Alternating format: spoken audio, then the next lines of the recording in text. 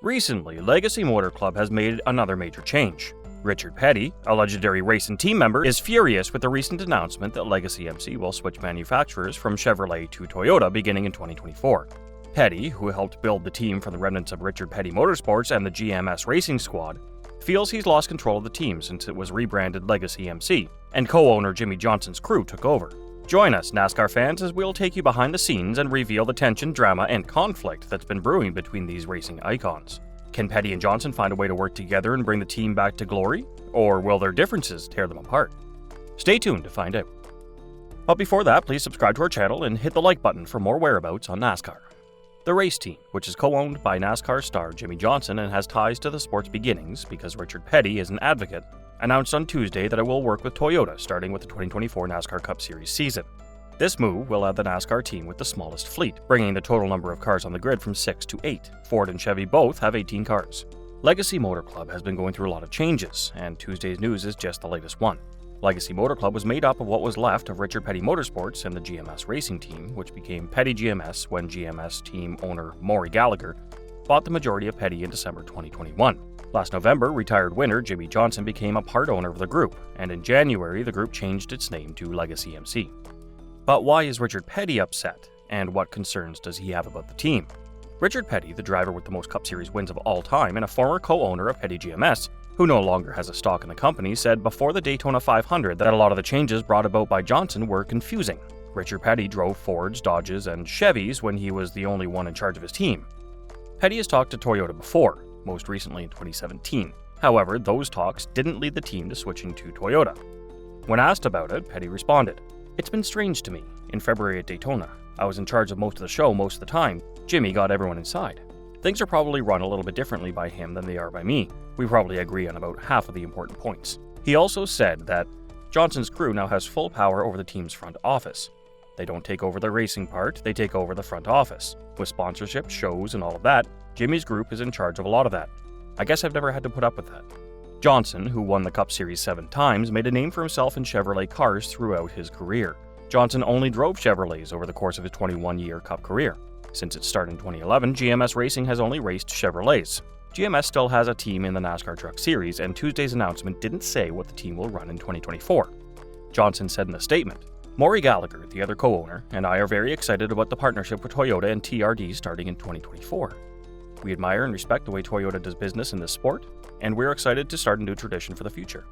Johnson stated, "I'll always be grateful to Chevrolet and everything we've achieved together. I'm so glad they took a chance on a kid from California so long ago, and I'm proud that our record-breaking success will be remembered forever in history books." 2 cars from Legacy Motor Club are in the Cup Series. Noah Gragson drives number 42, and Eric Jones, who won the Southern 500 last year, drives car number 43. David Wilson, head of Toyota Racing Development, said that this move gives Toyota the depth it has been looking for. A report says that 8 full-time Toyota Camry TRD entries are the most Toyota-supported entries in the NASCAR Cup Series since 2011. Wilson said in a statement, "Jimmie Johnson and Maury Gallagher have impressed us with their long-term vision and commitment to building an organization that can win championships.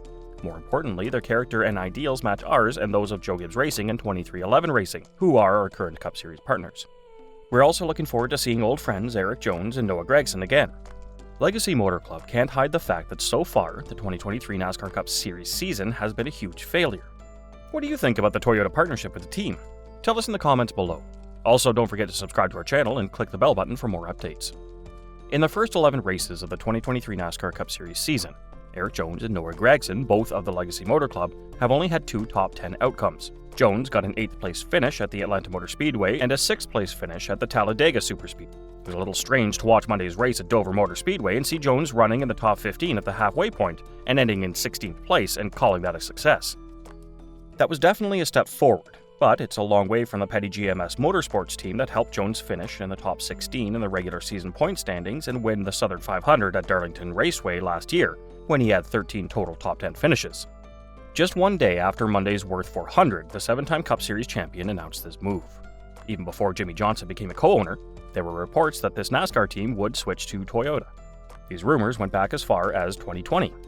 One story said that Bubba Wallace, who drove the number 43 Chevrolet for Richard Petty Motorsports from 2018 to 2020, had been offered a stake in the team, and that moving to Toyota for 2021 was part of the deal. Now that Legacy Motor Speedway's deal with Toyota is public, Johnson talked about why they switched. Johnson said, When I quit in 2020, there was still testing going on. There were other parts where teams could work on their own and figure things out. The way it is set up right now, it's really up to the OEMs to gather the information and share it with the teams. Our close relationship with Toyota in 2024 and beyond puts us in a strong situation to decide our own fate. That's the most important part of the equation. The OEMs will gather information about the next-gen car and share it with their teams. Teams won't have to test the car on their own and come to their own conclusions like they did in the past. Toyota has been a strong and often winning Cup Series rival for a long time. They've also been doing it with only 2 teams and 5 or 6 cars. Compare that to Chevrolet, where Hendrick Motorsports, Trackhouse Racing Team, Richard Childers Racing, Colleague Racing, JT Daughtry Racing, and maybe even Spire Motorsports are all ahead of Legacy Motor Club this year. As the 6th or 7th most wanted team, and the 6th or 7th least important company under the manufacturer's care, the current business just didn't make sense for a team with such high hopes. By becoming Toyota's 3rd full-time business in 2024, Legacy Motor Club gets a fresh start and more access to new information they wouldn't have had before. Given that both Jones and Gregson have competed at a high level for Toyota in the past, it's a big plus for both the team and Toyota to build on relationships that are already working well. Since the news is so new, it's not clear if Legacy Motor Club will join forces with Joe Gibbs Racing like 2311 Racing. Even if that's not the case, being the 3rd team for Toyota is still 3 steps better than being the 6th team for Chevrolet, and that is the worst case situation. What does this move mean for Jimmie Johnson as a driver on a smaller scale? Since he is a co-owner and signed the contract, he can obviously run in as many Cup Series races as he wants in 2024. But if he wanted to race for Garage 56 at Le Mans next year, if NASCAR decided to run the 24-hour race again that is, it would be hard for him to do so because the car is a Chevrolet. Nate Ryan of NBC says that's because Toyota Racing Development, or TRD, doesn't let their drivers race for other companies in events where Toyota is also competing. Johnson is lucky that this policy won't affect his hopes of running 2024 Indy 500 with Chip Ganassi Racing's IndyCar team, or racing the DPI Ally Cadillac in the IMSA WeatherTech Sports Car Championship, since Toyota doesn't compete in those series or classes. No matter if the Legacy Motor Club should switch to Toyota or not, something had to change. With this shocking news, Johnson shows that he's not afraid to pull the trigger and break strong ties to do what he thinks is best.